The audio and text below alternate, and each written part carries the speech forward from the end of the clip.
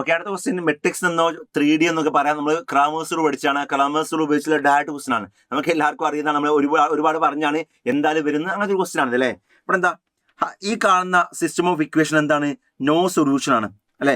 എന്താ no solution ആണ് condition?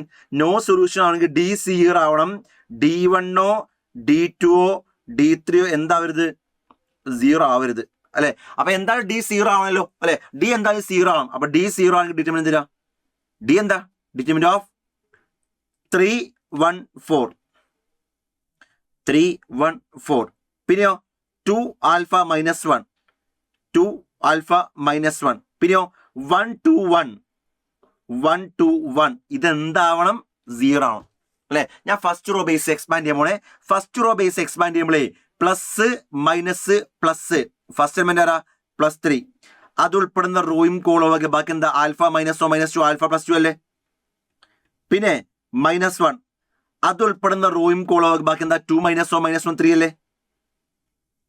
പിന്നെ +4 അത് ഉൾപ്പെടുന്ന റോയും കോളവും ബാക്കി 4 മൈനസ് ആൽഫ അല്ലേ. 4 മൈനസ് ആൽഫ. ഇതെന്താണ്? 0 ആവണം അല്ലെ. ഇത് ഓപ്പൺ ആക്കി എന്താ കിട്ടുക? 3 ഇൻറ്റു ആൽഫ 3 ആൽഫ, 3 ഇൻറ്റു 6 -3. ഇത് ഓപ്പൺ ആക്കി 4 ഇൻറ്റു 4 16 അല്ലേ. 4 ഇൻറ്റു മൈനസ് ആൽഫ -4 ആൽഫ അല്ലേ. 0 അല്ലെ. ഇതെന്താ വരിക? 3 ആൽഫ -4 ആൽഫ മൈനസ് ആൽഫ അല്ലേ. 6 മൈനസ് 3 3 ആണ്. 3 + 16 19 അല്ലേ. 0. അപ്പൊ ആൽഫ എന്താ? 19. വളരെ ഈസി ആയിട്ട് ആൽഫ കിട്ടി. ശരിക്കും മറ്റേ കണ്ടീഷൻ കൊടുക്കേണ്ട ആവശ്യം പോലും ഇല്ല. ആൽഫ എന്ത് കിട്ടി? 19 കിട്ടി. Okay, so value of alpha is 19.